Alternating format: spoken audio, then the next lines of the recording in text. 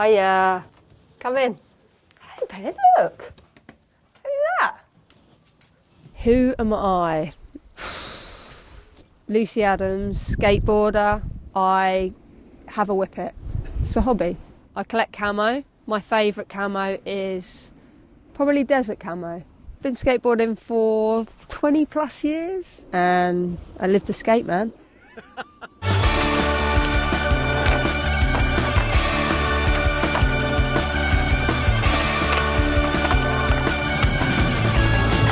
How would I describe Lucy to someone? She was a lovely little girl. She was a busy little girl. I like the fact that she's like fiercely independent. She's just naturally strong-minded as well, and she's very stubborn, as you know.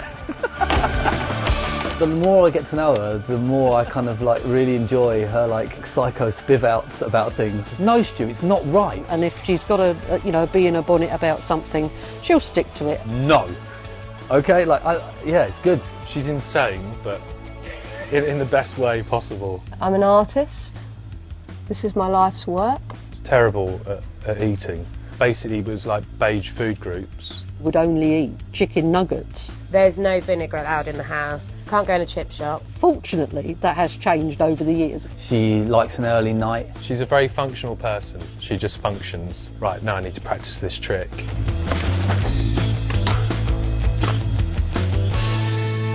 It's just Lucy, isn't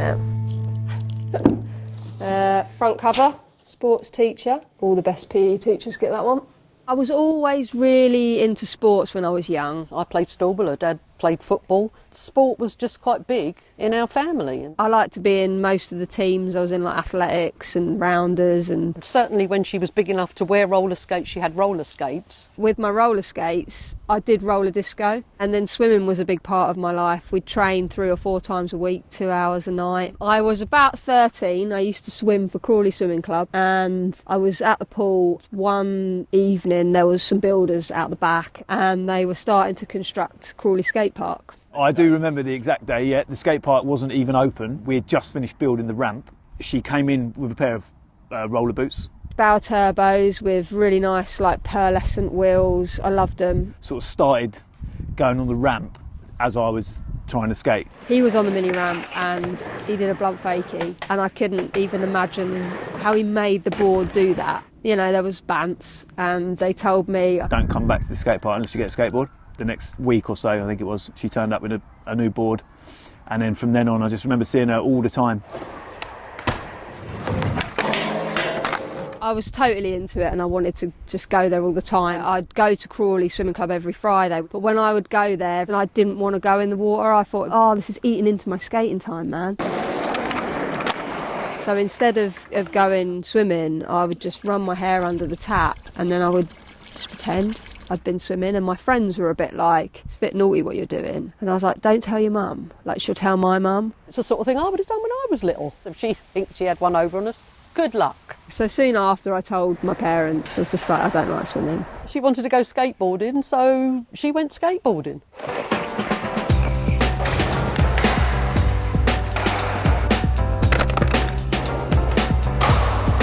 At first I wasn't really aware that I was the only girl skateboarding, because we were all just beginning at the same time. Everybody was just there trying to learn to skate. The fact that the others who were on skateboards were boys was completely irrelevant. She just wanted to go skateboarding. She was always part of the group. It didn't matter if she was the only girl. People knew about her in town. She was like a kid that was really good at skateboarding in Horsham, and we had known her when we were younger, so I wanted to go down the park and watch her. Her skateboarding always sort of spoke for itself, and people were always like, oh, she can actually skate and she's really good.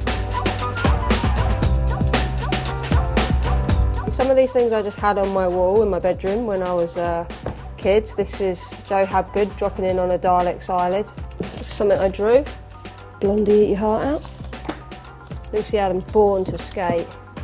I went to a girls' school, and that was a bit weird because obviously I was like in an all-girl environment and then pretty much straight to a like male-dominated environment. So it was a real change. I felt better in the all-male one. The girl thing did start getting a bit bitchy. So then when I went to the skate park, and although it was male-dominated, but it was like action. It was like we were just doing things. It was just simpler.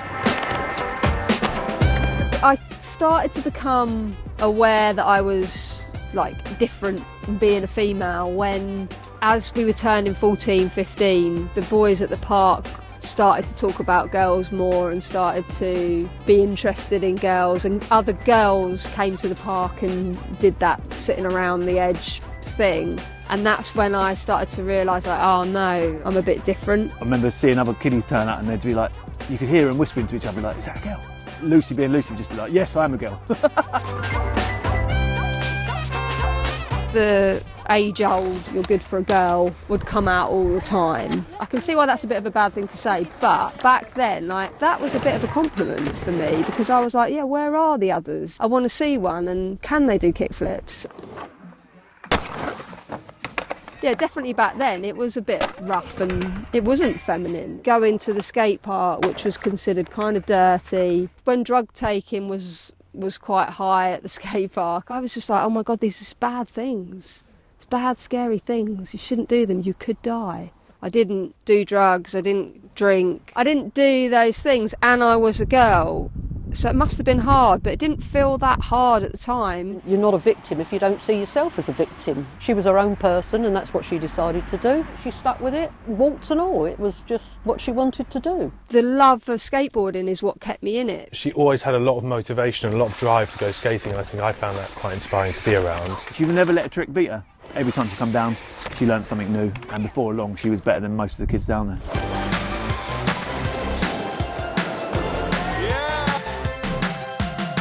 This is Crawley.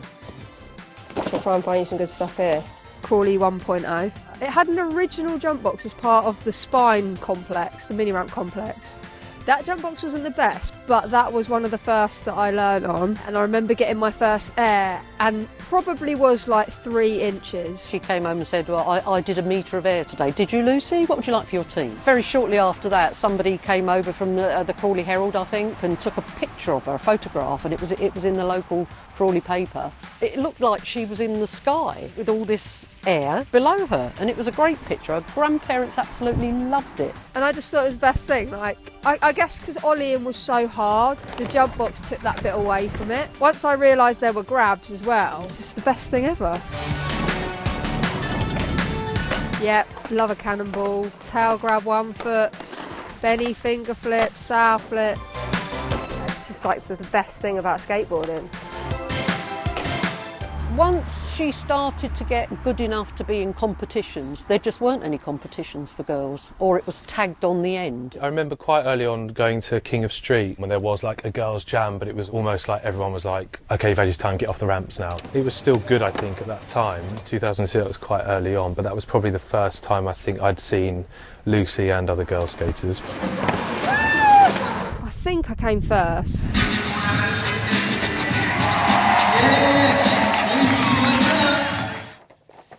Oh, there she is. Look at those laces. Lucy was starting to get recognition from brands and magazines a little bit on a very low level. My first sponsor was 360 Clothing, and then Globe Shoes started their sister company, Galas. So they started hooking me up with these Galas shoes, and I was getting a few shirts and stuff at the time, and that was rad because they were sort of hooking up a few other girls. And then I think it must have been Reaction, really, through Rodney Clark. It was short-lived. I think I took the place of Flynn Trotman. Rode for them for a few months and then it got canned. So I was just picking up element boards off of New Deal after that. And then I think it was when Jenna started Rogue Skateboards. So she mentioned to me, I want to start this company. I'm going to call it Rogue, and I want women riders at the beginning. And started riding for her with a little crew. Got in the cars, just drove somewhere for a weekend. We'd all crash at someone's house. Got a bit of footage. Jenna started learning how to take photos. That started to wind down because she wasn't really able to make money off of it. It was the thing she did because she just wanted to make boards and give them to people that she thought deserved them. Trophies, good one.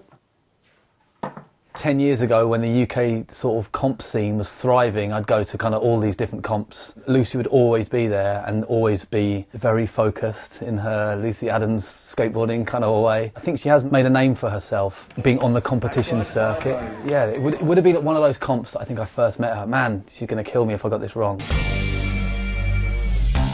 Jenna Selby, who's been for a long time doing the girls' skate comps at Pioneer once a year, she asked if I would donate some prizes, which I did. And I won a real girls skate curbs board. I can't remember that she contacted me. It all seemed to be so much simpler then. I don't think she DM'd me or anything like that. I probably phoned or something, I don't know, maybe an email. And then she came to the studio and we had like a meeting. It was kind of funny. I remember him saying to me, like, this is just a thing I do, I really love it. Here's some discounted boards and a couple of free t-shirts. And I was just like, this is amazing. Do you know what? I also just thought the name was sick. Lovenskate. A few weeks later, I literally got an email from him saying, right, I'd like you to ride for us. I think that was a start. There's a big blank space and the only thing that I can fill that in with is like the next time she was in the studio getting her toes tattooed with Lovenskate.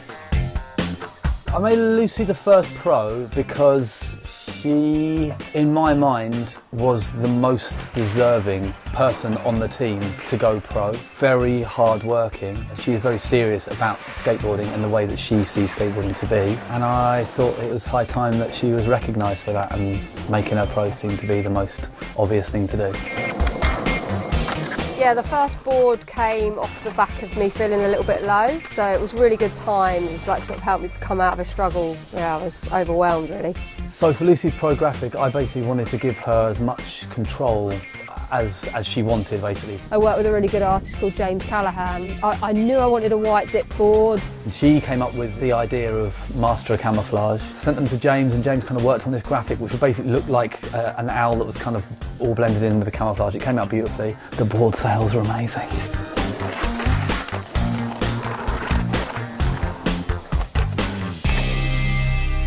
The board came out in 2017, and at that time definitely female skateboarding participation wise and just kind of coverage wise was definitely on the increase. I think that the lack of traditional magazine coverage meant that social media had its day of like really starting to help women, because you could meet up with each other much more easily and also give us a platform to promote ourselves when the more traditional skate media wasn't doing it. It's just helped us come on leaps and bounds, really. There's a lot of new young girls coming through that had their eyes open to opportunity and possibility. Seeing like the likes of Sky Brown and, you know, Lizzie Armanto, Nora, doing all this crazy stuff and going in the air and that, and just thinking like, yeah, wow, I've got all this open to me. I think it's important that the women help to grow their own scene that has its own identity, that doesn't follow what's gone before. This is my office. Compact and bijou. But it's functional, just like me. Like, look, I just get in there in that little chair, get in my cubby hole. For Lucy right now, man, she does so much. It's extraordinary what she's done in supposedly her spare time. She does do a full-time job. Gets home, flies somewhere Friday evening, works all weekend doing skateboarding stuff, and then gets home like midnight Sunday and then straight back to work on Monday. She's part of Vans. There's like a brilliant girls programme which is going right now. Girls get on board. We've been going out to different countries on a weekend doing these build your own board workshops, learn to skate, showing videos. So that's just been phenomenal. I was lucky enough to get sent on a trip with Vans to Jakarta and Bali earlier this year with a handful of different women from all over the world. She's heavily involved in the Olympics, and I know that that is taking a lot of energy to make sure that it happens in the right way.